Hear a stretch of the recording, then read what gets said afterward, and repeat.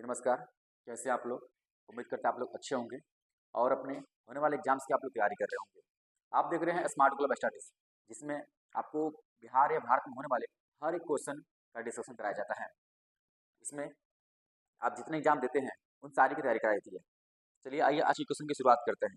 देखिए आज का क्वेश्चन कह रहा है, समझिएगा।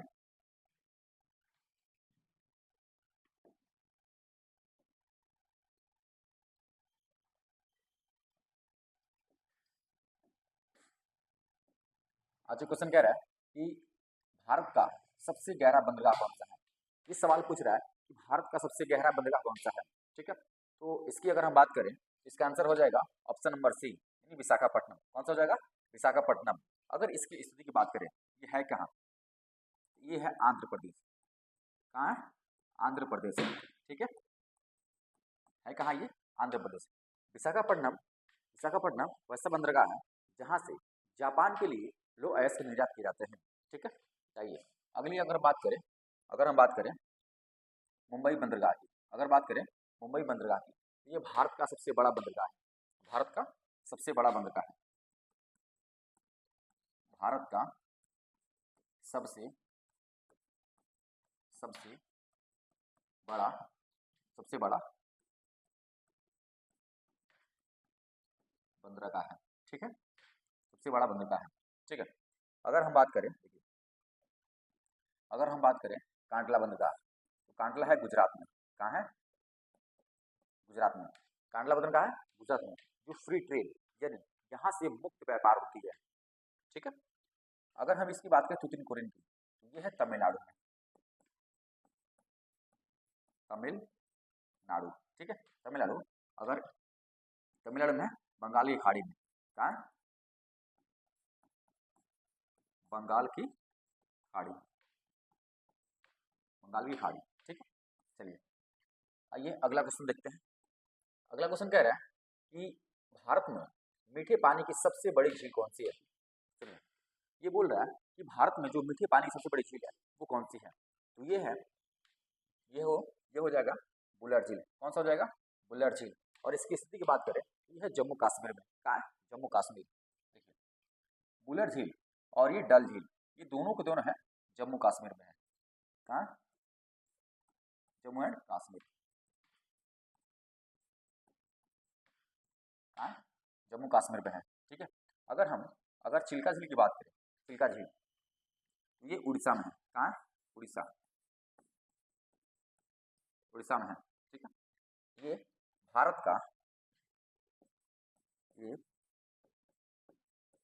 भारत का सबसे बड़े भारत का सबसे सबसे बड़े खारे पानी की झील है। क्या है? खारे पानी की झील। ठीक है, सबसे बड़े खारे पानी की झील है। चलिए आइए अगला क्वेश्चन देखते हैं। अगला क्वेश्चन कह रहा है कि जिप्सन का रासायनिक नाम क्या है। देखिए ये पूछ रहा है कि जिप्सन का रासायनिक नाम क्या है। तो इसका रासायनिक नाम बात करें तो कैल्शियम सल्फेट है। ठीक है, देखिए जिप्सन का प्रयोग कहाँ करते हैं। जैसे कुछ किसान होते हैं जहाँ पे खेती करते हैं और ज़्यादा सिंचाई की वजह से खेतों में रेह या कलर की समस्या उत्पन्न होती है। रेह या कलर की समस्या उत्पन्न होती है। उसी रेह या कलर की समस्या का समाधान करने के लिए किसान खेतों में जिप्सन का प्रयोग करते हैं ताकि अच्छी पैदावार हो। लेकिन कुछ किसान ऐसे होते हैं कि अधिक पैदावार होने के कारण वो क्या करते हैं कि उसमें जिप्सन की मात्रा ज़्यादा कर देते हैं। जब जिप्सन की मात्रा ज़्यादा करेंगे तो जाहिर सी बात है पानी धरती के अंदर जाएगा नहीं, यानी पानी ऊपर रहेगा। जब पानी के ऊपर रहेगा यानी उस क्षेत्र में बाढ़ अधिकतम आती है। ठीक है, यानी जिस क्षेत्र में अगर हम जिप्सन का प्रयोग ज़्यादा करेंगे उस क्षेत्र में बाढ़ की समस्या ज़्यादा आती है। ठीक है, तो इसका रासायनिक नाम की बात करें तो कैल्शियम सल्फेट, यानी ऑप्शन नंबर क्या होगा? बी। Option number B. आइए अगला क्वेश्चन देखते हैं। अगला क्वेश्चन कह रहा है कि विश्व का एकमात्र हिंदू राष्ट्र कौन है। देखिए ये पूछ रहा है कि विश्व का एकमात्र हिंदू राष्ट्र कौन सा है। इसका आंसर हो जाएगा नेपाल। अपना पड़ोसी देश है नेपाल, यानी ऑप्शन नंबर ए। ठीक है, आइए अगला की बात करें। अध्यादेश जारी करने का अधिकार किसके पास है। देखिए ये बात कर रहे हैं अध्यादेश की। ठीक है, ये अध्यादेश जारी करने का अधिकार किसके पास है। तो अध्यादेश भारत के राष्ट्रपति भी और राज्य के राज्यपाल भी जारी कर सकते हैं। अध्यादेश जारी की अगर बात करें तो ये उस समय होती है जिस समय संसद का सत्र नहीं चल रहा होता है, क्योंकि अगर संसद का सत्र चल रहा है तो उस समय कोई भी कानून बन सकता है, कोई भी कानून बन सकता है संसद से विधेयक पास करके। लेकिन अगर कोई संसद का सत्र नहीं चल रहा है तो उस समय राष्ट्रपति या राज्यपाल, ठीक है, अपनी विवेका अधिकार शक्ति के तहत अध्यादेश जारी करते हैं। देखिए, अगर हम राष्ट्रपति की बात करें, राष्ट्रपति तो आर्टिकल यानी अनुच्छेद 123 के तहत 123 के तहत क्या करते हैं, आदेश जारी करते हैं। और राज्यपाल की बात करें तो ये अनुच्छेद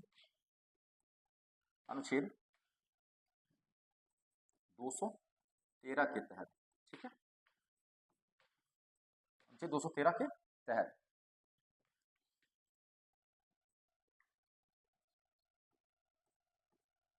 213 के तहत क्या करते हैं, अध्यादेश जारी करते हैं, ठीक है, अध्यादेश जारी करते हैं। तो हमारा आंसर क्या हो जाएगा, ए और बी दोनों, यानी ऑप्शन नंबर सी, ठीक है, ऑप्शन नंबर सी। आइए अगला क्वेश्चन देखते हैं। अगला क्वेश्चन कह रहा है कि लाल बाल पाल किसे कहा जाता है। सुनिए, ये हमसे पूछ रहा है कि लाल बाल और पाल किसे कहा जाता है, आखिर ये उपनाम है किसके। देखिए, अगर हम लाल की बात करें तो लाला लाजपत राय, लाला लाजपत राय, ठीक है। अगर बाल की बात करें तो बाल गंगाधर तिलक, ठीक है, बाल गंगाधर तिलक। अगर बात करें पाल की तो बिपिन चंद्र पाल, बिपिन चंद्र पाल, ठीक है। ये तीनों है, लाल मतलब लाला लाजपत राय, बाल मतलब बाल गंगाधर तिलक, और पाल मतलब बिपिन चंद्र पाल। हम इन तीनों को लाल बाल पाल की उपाधि से जानते हैं। और ये तीनों की बात करें, अगर हम इन तीनों की बात करें तो ये तीनों गरम दल के नेता हैं, ये तीनों गरम दल के नेता है, ठीक है। किसके नेता है, ये तीनों के तीनों किसके नेता है, गरम दल के, ठीक है। देखिए, तो ये हमसे पूछा है कि किसे कहा जाता है, तो यानी लाला लाजपत राय। ऑप्शन नंबर क्या होगा, बी, ऑप्शन नंबर क्या होगा, बी, ठीक है। आइए अगले क्वेश्चन देखते हैं। अगला क्वेश्चन कह रहा है कि अकबर का जन्म कब हुआ था। देखिए, ये पूछ रहा है कि अकबर का जन्म कब हुआ था। तो अकबर के जन्म की अगर हम बात करें तो इनका जन्म 15 अक्टूबर 1542 को हुआ था, 15 अक्टूबर 1542 के हुआ था। अगर बात करें इनका जन्म हुआ कहाँ था, तो अमरकोट के राजा बीरसाल के दरबार में हुआ था। किसके,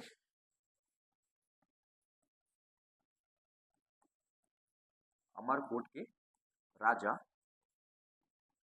बीरसाल के दरबार में, बीरसाल के दरबार में, ठीक है। अमरकोट के राजा किस दरबार में, बीरसाल के दरबार में इनका जन्म हुआ था।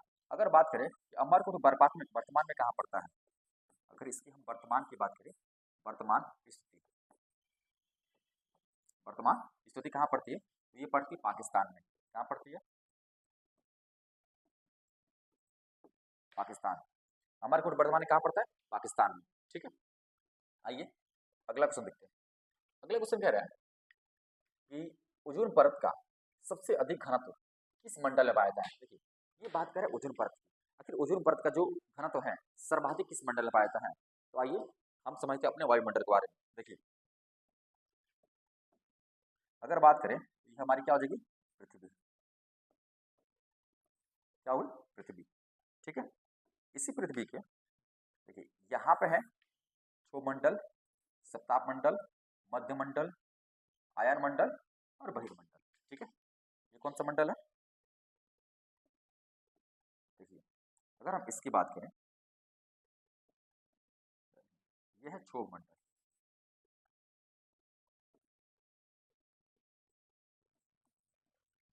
क्षोभ मंडल, ठीक है। इसकी बात करें तो समताप मंडल, सप्ताप मंडल, ठीक है। इसकी बात करें तो मध्य मंडल, मध्य मंडल। अगर ये बात करें तो आयन मंडल, क्या आयन और ये बहिर्मंडल, बहिर्मंडल। ठीक है, ये हो गए हमारे सारे वायुमंडल की परतें हो गई। ठीक है, अगर हम बात करें इनकी ऊंचाई की, देखिए अगर हम ऊंचाई की बात करें तो यहाँ से पृथ्वी की ऊंचाई 8 किलोमीटर, लेकिन अगर यहाँ से हम देखा जाए तो लगभग पड़ेगी 18 किलोमीटर। कितनी? 18 किलोमीटर। अगर हम यहाँ से बात करें इसकी ऊंचाई पड़ती है 8 किलोमीटर और यहाँ से 18 किलोमीटर। ठीक है, लेकिन अगर हम बात करें सप्ताह मंडल की ऊंचाई कितनी है, सप्ताह मंडल यहाँ से लेकर यहाँ तक इसकी ऊंचाई है 50 किलोमीटर। कितनी है? 50 किलोमीटर। अगर हम बात करें इसकी, ये कितना है मध्यमंडल, ये हो जाएगा 80 किलोमीटर, 80 किलोमीटर। अगर हम इसकी बात करें ये हो जाएगा 640 किलोमीटर। ठीक है, इसकी ऊंचाई कितनी है? 640 किलोमीटर। और यहाँ के जो बात पड़ता है यही, ठीक है, अगर यहाँ की हम बात करें, यहाँ से जो पड़ता है ये 640 के बाद, 640 के बाद ये क्या हो जाएगा? ये हो जाएगा बहिर्मंडल। क्या हो जाएगा? बहिर्मंडल। ठीक है, हमसे क्या पूछा? अब देखिए, अब इसी में क्या है, इसी में जो सप्ताह मंडल है, इस सप्ताह मंडल की ये जो क्षेत्र होता है, ये क्षेत्र होता है, इसी क्षेत्र में हमारा क्या होता है? ओजोन परत पाई जाती है। इसी क्षेत्र में क्या होती है? ये ओजोन परत, ओजोन परत। ठीक है, देखिए इसी क्षेत्र में क्या होती है? ओजोन परत होती है। अब देखिए ये ओजोन परत की ऊंचाई अगर बात करें, अगर ओजोन परत की ऊंचाई की यहाँ से जो इसकी ऊंचाई है ये 30 से 40 किलोमीटर है। यहाँ लिखते हैं, अगर इसकी हम ऊंचाई की बात करें, ऊंचाई 30 से 50 किलोमीटर। कितना? 30 से 50 किलोमीटर, क्योंकि 50 किलोमीटर से अधिकतम ऊंचाई है। ठीक है, और ये पाया कहाँ जाता है? ये पाया जाता है सप्ताह मंडल में। किस मंडल में? सप्ताह मंडल में। यानी ओजोन परत की सर्वाधिक मोटाई कहाँ होती है? सप्ताह मंडल, 30 से 50 किलोमीटर के बीच में। ठीक है, तो हमारा आंसर पूछा था मंडल, ऑप्शन नंबर क्या हो जाएगा? सप्ताह मंडल, ऑप्शन नंबर सी। ठीक है, आइए अगला क्वेश्चन देखते हैं। अगला क्वेश्चन कह रहा है कि भारतीय राष्ट्रीय कांग्रेस के प्रथम मुस्लिम अध्यक्ष कौन है? भारतीय राष्ट्रीय कांग्रेस के प्रथम मुस्लिम अध्यक्ष कौन है? ये हो जाएंगे बदरुद्दीन तैयब, यानी ऑप्शन नंबर ए। क्या हो जाएंगे? Badruddin Tyab, option number A. लेकिन अगर हम बात करें कि भारतीय राष्ट्रीय कांग्रेस की प्रथम महिला अध्यक्ष कौन? ठीक है, प्रथम महिला अध्यक्ष, प्रथम महिला अध्यक्ष, महिला महिला अध्यक्ष की बात करें ये हो जाएगी एनी बेसेंट। एनी बेसेंट, और ये कहाँ के रहने वाली है? इनका अगर स्थान पूछेगा तो स्थान ही हो जाएगा आयरलैंड। कहाँ के? आयरलैंड। ठीक है, लेकिन अगर पूछेगा कि प्रथम महिला भारतीय अध्यक्ष, प्रथम महिला भारतीय अध्यक्ष, ये कौन हो जाएगी? ये हो जाएगी सरोजिनी नायडू, सरोजिनी नायडू। ठीक है, देखिए अगर आपसे सवाल पूछेगा कि भारतीय राष्ट्रीय कांग्रेस के प्रथम मुस्लिम अध्यक्ष कौन है, ये हो जाएगी बदरुद्दीन तैयब। लेकिन अगर आपसे सवाल किया कि प्रथम महिला अध्यक्ष कौन हो जाएंगे, एनी बेसेंट। अगर बोलेगा भारतीय अध्यक्ष, प्रथम महिला भारतीय अध्यक्ष, तो सरोजिनी नायडू। ठीक है, आइए अगला क्वेश्चन देखते हैं। अगला क्वेश्चन कह रहा है कि पृथ्वी की चारों ओर परिक्रमा करने में चंद्रमा को लगभग कितना दिन लगता है? ठीक है, ये पूछ रहा है कि जो हमारी पृथ्वी है, उस पृथ्वी को, जो हमारी चंद्रमा है, उस चंद्रमा को हमारी पृथ्वी की परिक्रमा करने में कितना समय लगता है? ठीक है, कितना दिन लगता है? तो इसका आंसर हो जाएगा 27.8, यानी ऑप्शन नंबर क्या होगा? सी, 27.8। ऑप्शन नंबर क्या होगा? सी। अगर हम बात करें पृथ्वी से चंद्रमा की दूरी, पृथ्वी से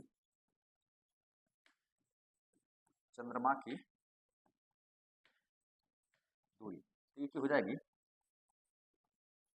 3,84,400 किलोमीटर। ठीक है, अगर हम इसकी दूरी की बात करें, पृथ्वी से चंद्रमा की दूरी की बात करें तो कितना हो जाएगा? 3,84,400 किलोमीटर। ठीक है, तो आज का क्वेश्चन हमारा यहीं तक था। अगर आपको हमारा डिस्कशन और क्वेश्चन अगर आपको अच्छी लग रही है तो आप अपने दोस्तों के पास शेयर करें, ताकि इस क्लास का लाभ उन्हें मिल सके। मिलते हैं आपसे अगली क्लास में। तो के लिए जय हिंद।